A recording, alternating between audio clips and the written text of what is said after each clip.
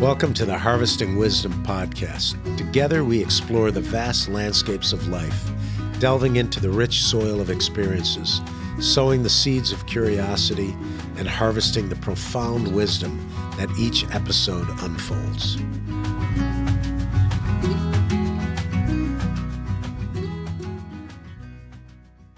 Hello, welcome to another podcast of Harvesting Wisdom. I'm your host, Mike McMahon. With me today is Ryan Hurley. Ryan is a lead lawyer at Litix Legal, and we'll be talking to you about all of that and the unique structure you have and some of the things you're working on. But welcome to the show. Thank you. Thanks so much for having me. It's good to be here. And Ryan is also my next door neighbor. Yeah, as I found good out. Confluence of he's serendipity. He's they're the popular people on the street.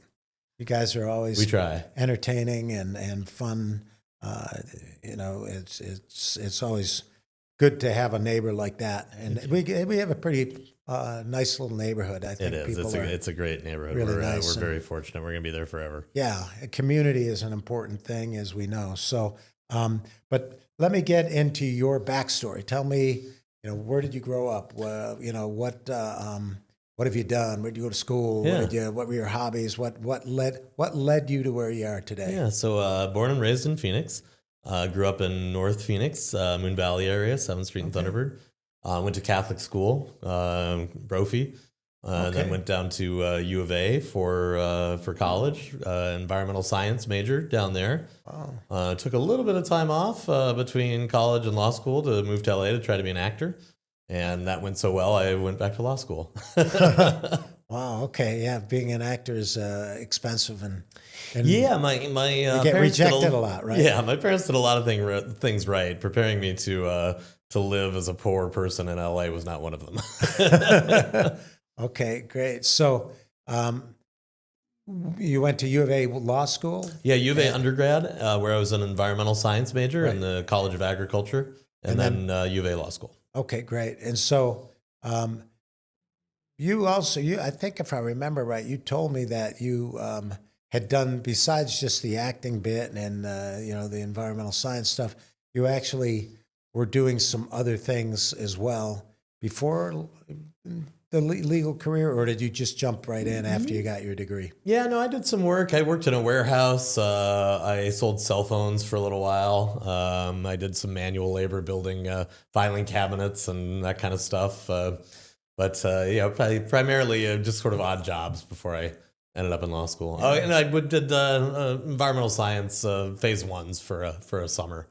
Yeah, that's cool. Well, I think that gives us more of a well-rounded idea of maybe not of what we want to do, but some of the things we don't want to do. For sure. I realized very, very quickly that I did not want to continue to do manual labor. Yeah. So tell me about Litix and tell me how it's a different structure from most legal firms. So Litix, Litix. Okay. And really, the goal is ultimately to try to get to flat fees instead of hourly billing for clients, to really change the business model, which has been pretty much impossible to do up until now. But there's a confluence of things happening, one of which is the advancement of these AI tools that can do really a whole lot of the admin work and the assistant work and really are just about as capable as a first-year lawyer now. Yeah. And Arizona did a rule change about 3 years ago for lawyers that first in the nation that allows them to be equity partners with non-lawyers. So instead of having to have all your partners be lawyers and operate on cash flow, you can take an investment, you can invest in infrastructure, you can give equity to key people that are non-lawyers. Really a sea change for lawyers. It's common business for every other industry, but for lawyers, we were not allowed to do that before. So those two things coming together really allow us to completely reimagine the business model. Yeah, so a complete new landscape for lawyers. But when you look at professions and what they're going to be in 10, 20, 30, 40, 50 years, the legal profession is supposed to be gone almost, right? Replaced by AI. It is going to look drastically different. I mean, the legal industry is one of the last industries to have not been disrupted. I mean, we pretty much do things the same way we've done for 50 or 100 years. Yeah. And despite all the productivity gains that have happened elsewhere, the cost of legal services has increased 4.5 times that of inflation. And the hourly billing demands on young lawyers have increased to just ridiculous levels. So, and at the same time, access to justice for people and the public perception of lawyers has, gone in the tank. So something has to change. So it is going to change one way or another, and I prefer to be out in front making that change rather than it seems like you're one of the potential new models. So when you are taking a non-lawyer as an equity partner, are they specialists then in their field? And which is kind of an important thing, right? If you're working with medicine or you're working really with anything, as a lawyer, law. You don't know about that profession. So having someone who's an insider who can say, yeah, that's right or that's not right, or look at this resource makes a big difference. Right? Yeah, that's exactly right. Like every other company. I mean, my co-founder, our COO, is not a lawyer. He is a process improvement, tech-literate person that would take call centers at large health insurers that used to have 500 or 600 people and automate that down to 5 or 6 and really be efficient. No law firm, well, very few law firms, some of the giant ones, are able to pay enough money to have somebody like that come in and just work for them without equity, right? I certainly couldn't have afforded him, but now that we have skin in the game together and we can grow this thing, we can offer incentives. I was able to bring him in, and he does everything well that I don't. I'm somewhat tech literate, but I can't I can't program at all. I can't figure out what the best stack of technology is, and that's what he's focused on, is making sure that we are as efficient as possible. Yeah, so you have inductive and deductive minds working together, more or less, right? Yeah. And what also is kind of cool with AI, and a lot of people don't even, AI's been around for like 10 minutes, right? So, but so much of a change in the last 2 years.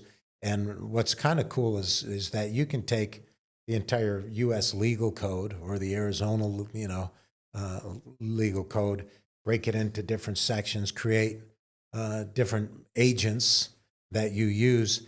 And as a lawyer, a lot of lawyers have brilliant minds and great memory, but why do you need to memorize tax code, which is that thick or this thick, right?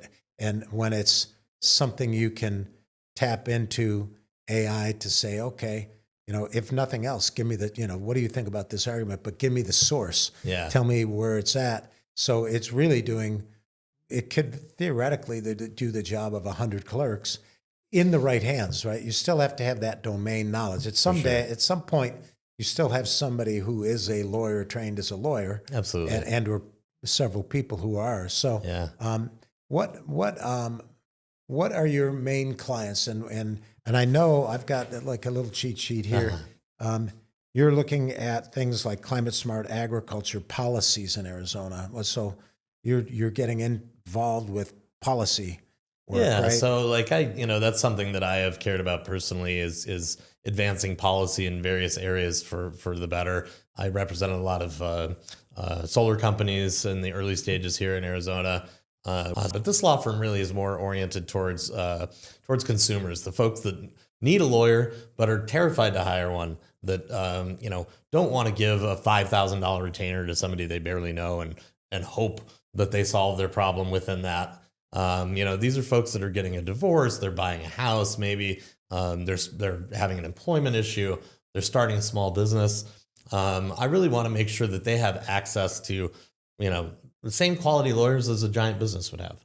Right, but not at the giant business pricing. With a flat rate, so they know what they're spending. And you can also talk to them maybe differently than a lawyer would, especially if you have equity partners involved that are, have more domain knowledge of a particular thing. But yeah, certainly on the business side, we have a unique ability to blend sort of business consulting and Lean Six Sigma and and legal advice under one under one roof. So really, a lot of times what happens is, your lawyer will give you some advice, and then you go talk to your COO or your CFO, and they're like, well, yeah, that's great, but we can't do that. Or, there's all these other problems. So being able to do that sort of holistic guidance is something that we offer to businesses that a lot of people can't. Let's talk a little about barriers. I mean, there's a lot of barriers and opportunities for policy-driven innovation. What are some of the barriers that you see? I mean, we've got old school stuff. We have laws in place that haven't been updated in a while. But what do you see as kind of the barriers for sustainability? It's usually people, right, of some sort. Yeah, I mean, so we could talk about right off the bat the barriers to changing the business model of law, right? I mean, this rule that prevented us from taking investment or being equity partners with non-lawyers, it really created this, horizontal sort of or inverse pyramid type scheme where you have, not scheme, but a structure where you have, partners at the top that are reaping the benefits and slave driving them. And, with that really created a barrier to trying different things and really investing in the future. There's other barriers. For example, I'm only licensed to practice in Arizona, and the alternative business structure only allows us to operate in Arizona. But, there's an argument to be said, I'm a capable lawyer. Why shouldn't I be able to practice in other states without having to take another bar exam? Right. And with AI now, you also have access, instead of having a huge library of, what's happening in Delaware or, precedents in Delaware or in Iowa, you now have the ability to kind of use what which is, legal processes, and some of the details you can research really fast. Yeah, right? For sure. You can get, 80, 85% proficient in something that you didn't really know about pretty quickly. So you said you'd worked with some solar companies, some ag, but give me some of the insights from your work with water, energy, and, as an attorney and an advocate of clean tech and agriculture policy reform. Yeah, so I'm one of those people that believes that capitalism and economic or environmental stewardship are not mutually exclusive, and frankly, in order to make progress, I think we need to embrace the market and what it does well, but also put guardrails up where it fails. And I think part of the problem that we face right now is this sort of black and white type thinking, all or nothing thinking. Right. You're either a liberal greenie or you're a pro jobs and pro economy. And the reality of it is those two things are not mutually exclusive and frankly rely on each other. So I think kind of just trying to change that narrative that you can have both. It is about nuanced and proper policy that we can get there. It's not going to be easy, but we have to sort of step back and try to get away from this sort of, us versus them, black versus white thinking. Right. That's the, how bipolar we are as a country right now is I think, part of the problem, right? Yeah. That we only see things from one platform to another. But as a person, I don't believe in everything on either platform. Yeah. I want to, do things that are logical and correct. And it is good to see this kind of innovation. We're seeing it now with what you're doing in Arizona. Have you seen it? Did you ever done any research to see if other people have a similar model anywhere, either in town or as far as or the law in the firm? country? Yeah. Yeah. So Arizona's the first place to change the rule in the country. They did it about 10 years ago in the UK and Australia. And so far so good. They've invested in tech. The lawyers are happier. The clients are happier.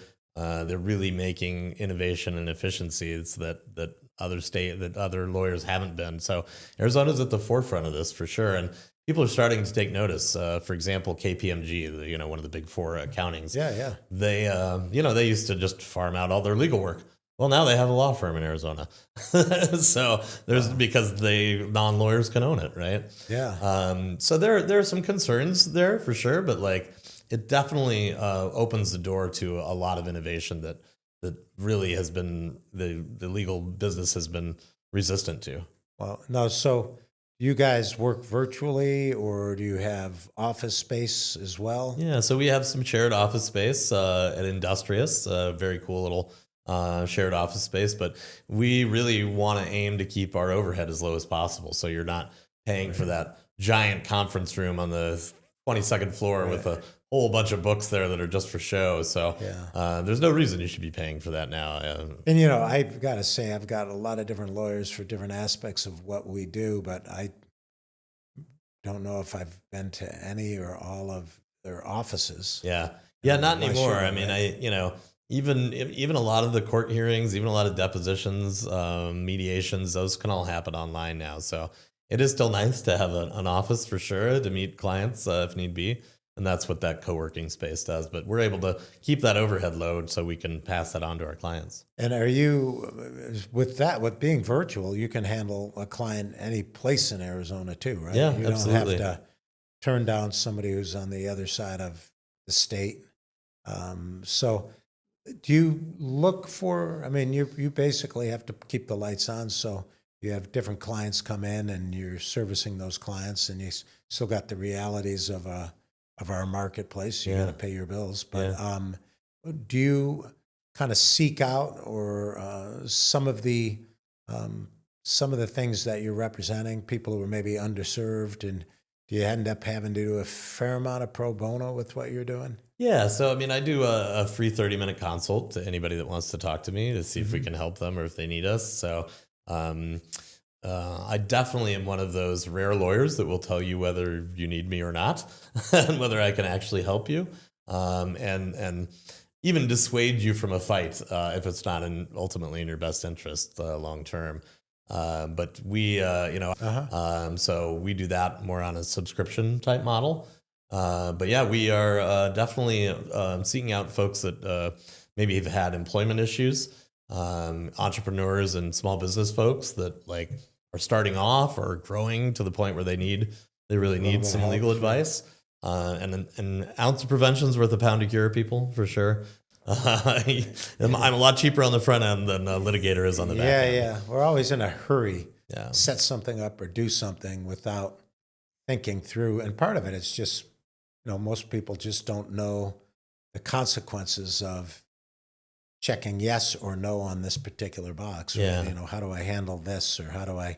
And some of it is upfront. If you're doing articles of organization, how do I have, how do I get out, or what happens if a partner, gets divorced or dies or whatever. These are things we don't, because we never think that that'll actually happen. Yeah, right? for sure. So he's my oldest buddy in the world. This is no problem. And I've seen brothers not talk to each other anymore because of with an avoidable problem if they had just had an operating agreement that was very clear. Right, that was at least clear. Yeah. So, okay, so we've talked a little about now you're telling me that you did have that acting bug. Yeah. What do you think about our Fire Sky Film Festival, and how would you?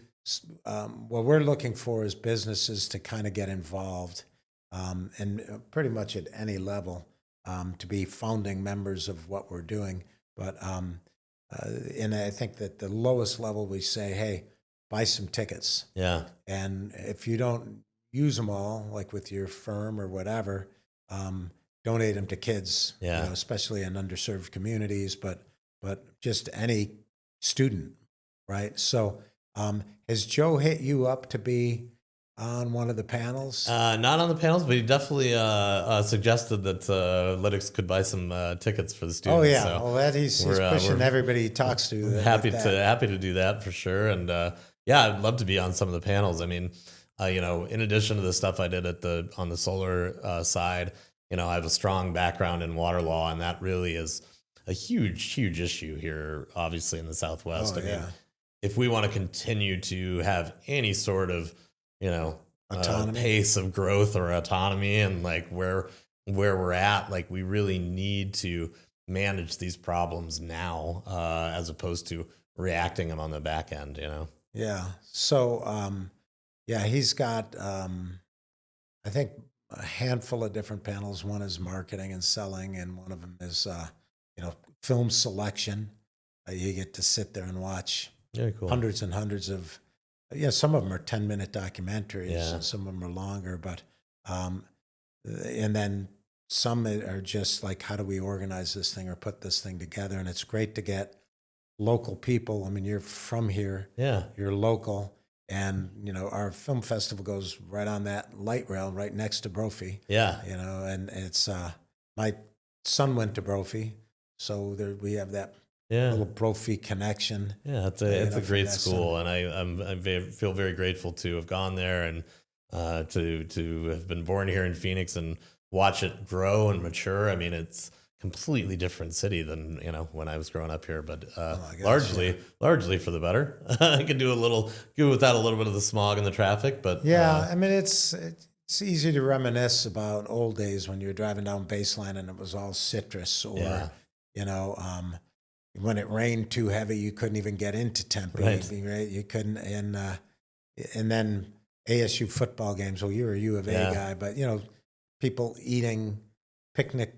I used to tailgate at ASU before I went to college. Right. So, but also downtown was a wasteland. I mean, you didn't come down here unless you were going to quarter jail. And now it's a place to be. Yeah. And this is part of the film festival. Is like we finally have a major event in the downtown area, besides maybe a sporting event or the basketball or something else of that nature. Yeah. We now have, I think, something, and it's not just Phoenix, it's Tempe, Mesa, hopefully that rail takes us to maybe to Glendale someday. Yeah, absolutely. You can do little stops along the way. Peoria, watch a film here, get on light rail. Right. You go from one little event to another event, and we'll have other things like the cleanups and maybe putting in a garden into the school and that kind of thing. But we really are looking for, local people. Like Brophy would be a great treasure source because a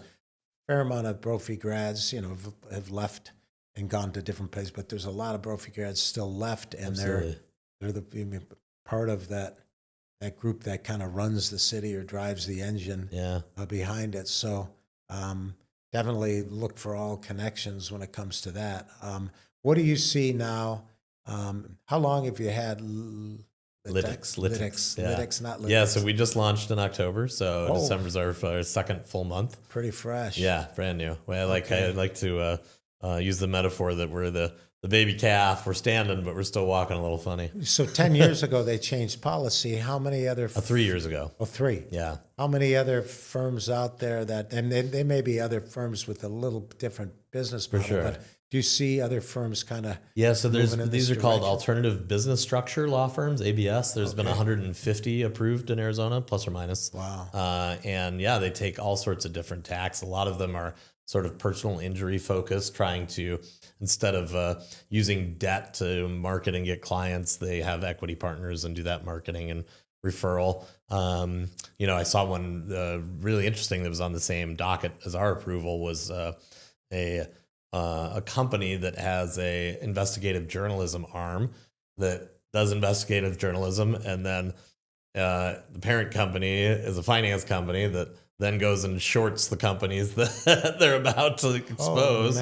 And now they applied for and got approval to have a law firm side, so they can do the investigation, find the problem, short the company, and then sue the crap out of them. I think there's some potential concerns there, but a really interesting. But you know what? It's part of innovation, and the legal field hasn't changed much since you said since it started. So, like we all realize the genie's not going back into the bottle, right? With AI and with just the way everything is technology wise. We don't, you go to a grocery store, you pack your own bags and you do your checkout, you go anywhere, you rent a car, you just go straight to your car, everything is.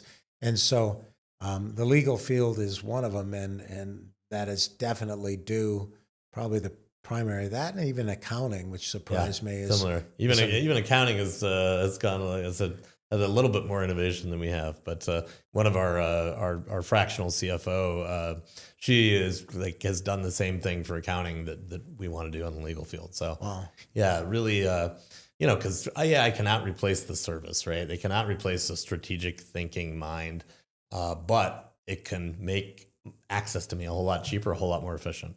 What would you say if you had 3 branding elements? What would be the Litix? Yeah. Litix? I'm saying Litix. it right. Litix. Litix. Litix. Yeah. I keep saying Litix. Litix. Yeah. Litix.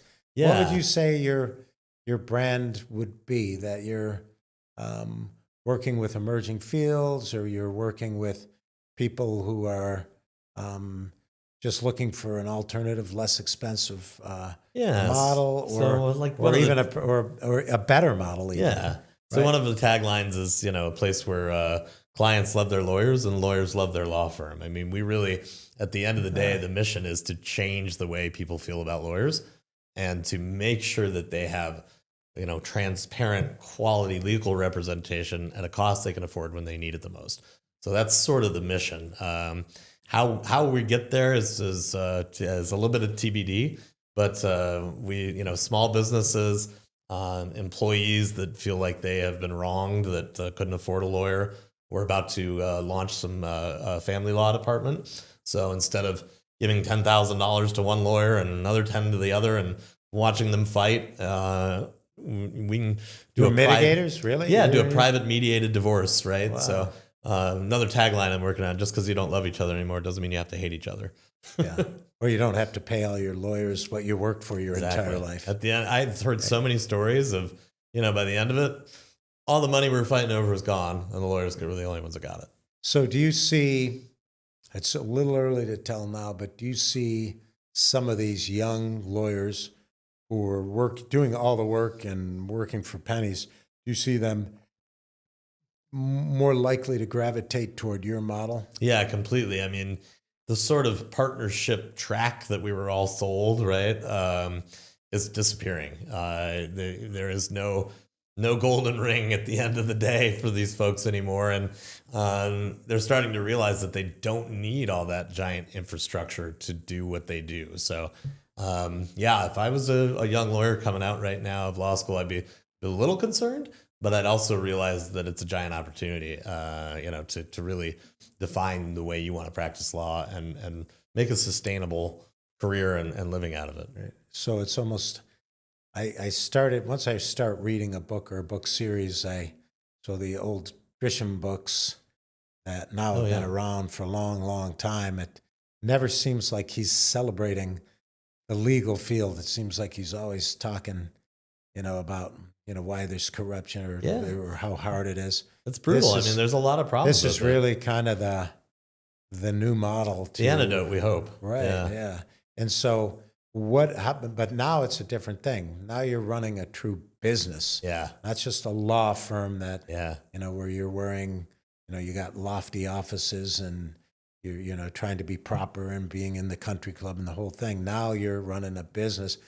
How do you do you have a business? You've got your one partner who is I guess you'd say COO, process improvement. Right. Yeah. How do you see this thing scaling? What do you think it's going to, how are you going to do it? So we are building some proprietary software that will be sort of a platform to plug all these AI tools in.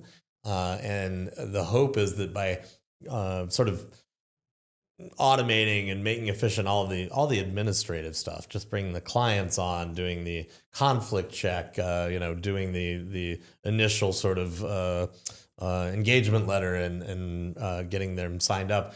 If we can take that stuff away, that takes a giant chunk of non-billable time out of a law firm. So that would be kind of the first step, and then really making it so that we're not so concerned about how many hours you bill. We're concerned about how many clients are happy with you at the end of the day. Right. And I think that is a natural story that we can sell lawyers. But yeah, scaling is going to be the challenge for sure. Yeah. Well, you're not feeding this huge overhead. Exactly. Huge offices and that whole thing. So from that standpoint, you can probably put a few more hours in. Yeah. And still make a decent living at it, and, Exactly. and stay alive when a lot of Yeah. lawyers and law firms are probably going to start having issues. Yeah, and when the goal is really to serve those clients well, and we have that in mind, scale in mind, we can get there. Whereas other firms, like, they're operating on cash flow, and so the more hours you work, they absolutely have to. So then they got to pay these giant salaries to these lawyers, and it really is sort of a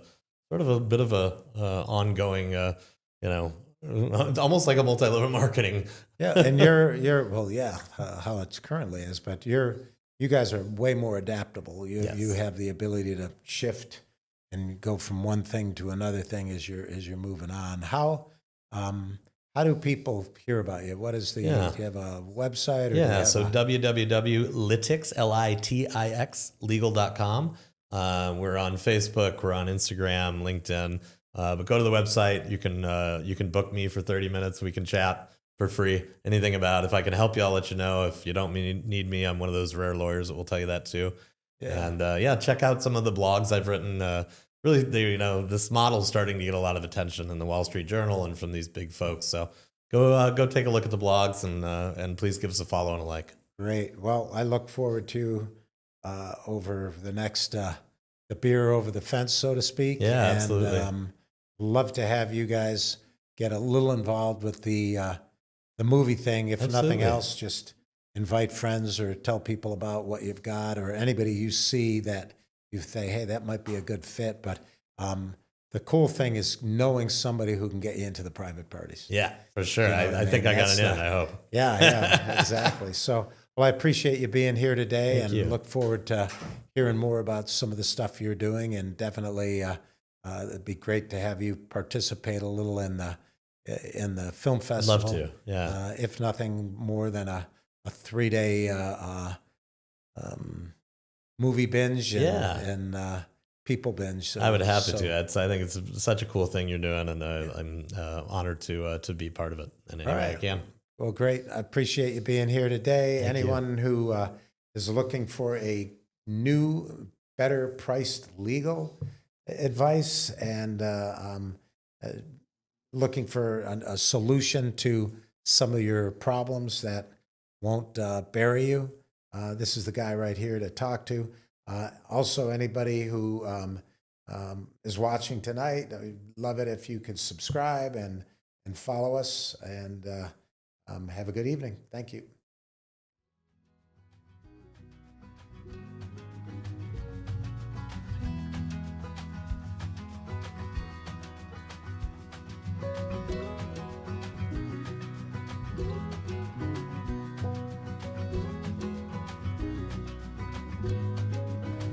Thank you for joining the Harvesting Wisdom podcast. Click subscribe and like for ongoing insightful conversations. Explore our webpage for show notes and additional resources. Visit our guests' webpage for deeper insights. Your engagement is the foundation of our journey, and until next time, keep pursuing wisdom.